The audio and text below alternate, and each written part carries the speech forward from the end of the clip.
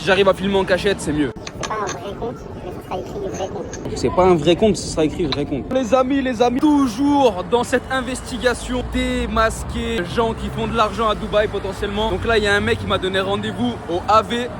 C'est un café un peu comme le café de Paris, un peu comme le FOMO. Ou d'ailleurs, j'ai rendez-vous aussi avec d'autres mecs. Ils m'ont DM, mais je leur ai pas répondu encore. Là, j'ai rendez-vous avec un gars. Soi-disant, il est dans des bails d'investissement. Je sais pas si c'est une pyramide ou quoi. Ça avait l'air intéressant de comment il me l'a expliqué. Encore un peu anguille sous roche. Je vais rentrer et puis je fais le rendez-vous avec lui. Je vous dis, si j'arrive à filmer en cachette, c'est mieux. On est parti sur l'épisode 2 de la chasse au scam à Dubaï. Et franchement, cet épisode-là, il va vous choquer. Vous allez voir la discussion que j'ai eue avec un pseudo-investisseur qui m'a invité à manger. Si je comprends bien, tu veux, je montre en gros, je sais pas, des gains à ma communauté, un truc comme ça.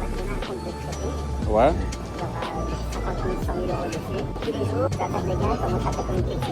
Et il y en a beaucoup qui font ça. Concrètement, j'ai 5 000 € et j'ai envie de les fructifier, j'ai envie de les faire fructifier. Ouais.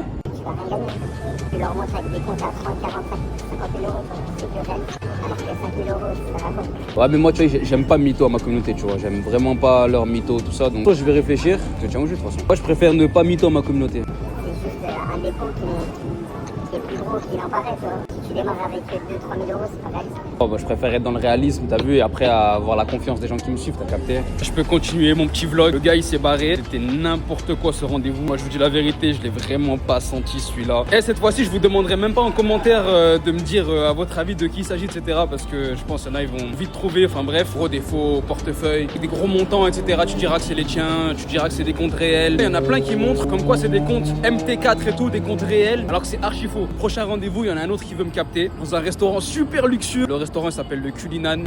Oh la fait. Passez me changer un petit peu et puis je vais directement au rendez-vous. On va voir si c'est pire ou si c'est mieux. Donc là, je suis arrivé à mon deuxième rendez-vous, mais accrochez-vous parce que ça s'est mal fini.